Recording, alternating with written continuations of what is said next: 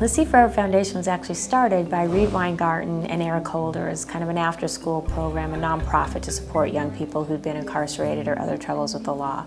And they joined forces with two upstarts, David Domenici and James Foreman, who actually wanted to run a program for young people who'd been incarcerated. We chatted a little bit. I told him about this idea of starting a sort of small job training program for kids coming out of the court system.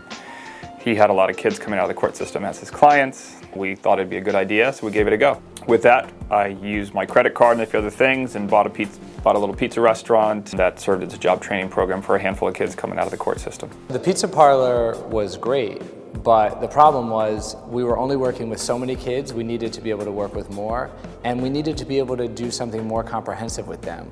So we had kids coming to us for an after-school tutoring and job training program, but they were still in really terrible schools during the day. Or in some cases, they had dropped out of school entirely. We thought, well, maybe we could just start a school.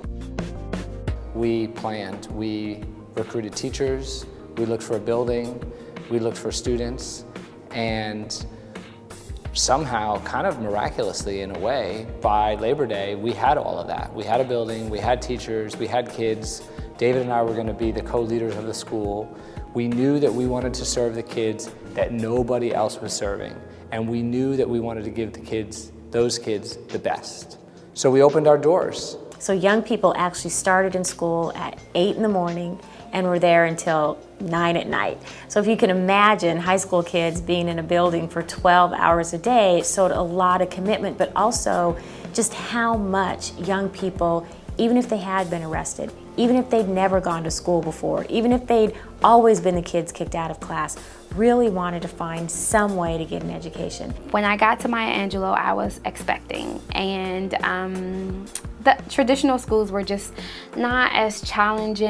It didn't offer some of the support that I would have preferred and I heard about at Maya Angelou's. I love the teachers there. They were very supportive. They really, you know, made me comfortable being a teen parent and helped me through all my challenges. They exposed me to so much through internships, and you know, the classroom sizes were so much smaller than traditional schools, and it made me want to go to school every day. They become go-getters, and they become happy, and they become inspired, and they become career and goal-oriented. To see that transformation, there's nothing that is more inspiring than that. We're very fortunate to have a board that raises resources for us to be able to have clinical counselors instead of high schools that traditionally just have guidance counselors.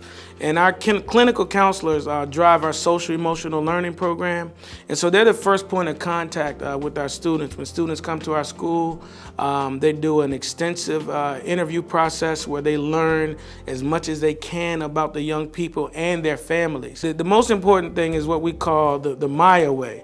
And for us, the Maya way means that every adult in our building understands that when we approach a young person, that we approach them with the attitude that we will do whatever we can to help them. I think what makes them so different is the unbelievable results that they're achieving with kids that others, for the most part, have given up on.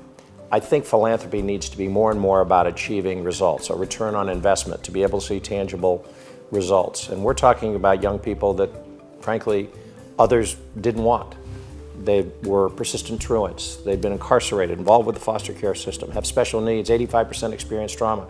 These are the kids that are going to be most likely swelling our prison populations or on welfare for the rest of their life. This is a program that, of our high school seniors, 75% of them go to college. It's a lot cheaper and a lot better to educate young people than it is to incarcerate them or have them on welfare for the rest of their life.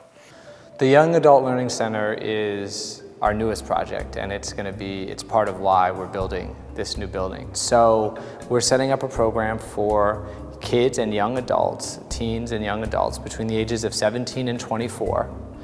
They're going to be able to get their GED, and then this is key, they're going to be in very high quality job training that connects them to actual real jobs that exist in this city and in the surrounding counties that they can enter into immediately after completing the internship program.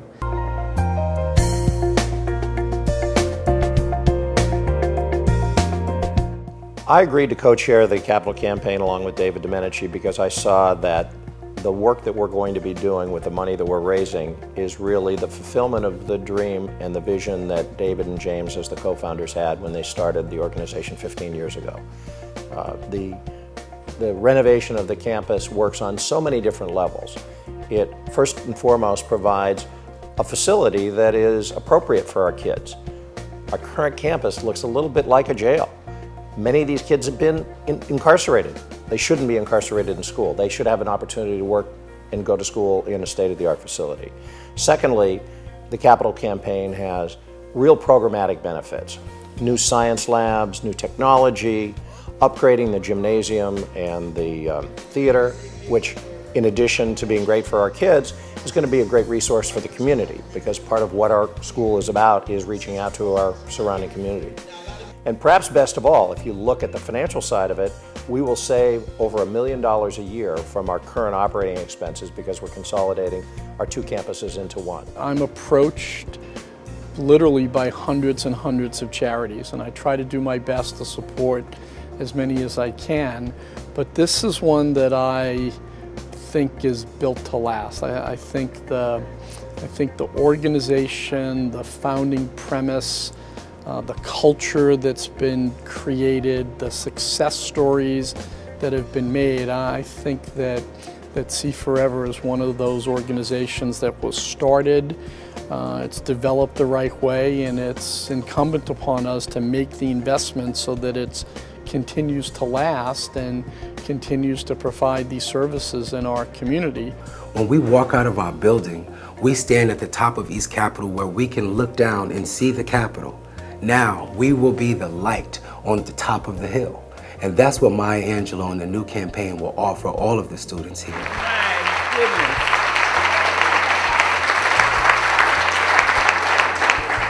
Who wouldn't want to be a supporter of these young men and women?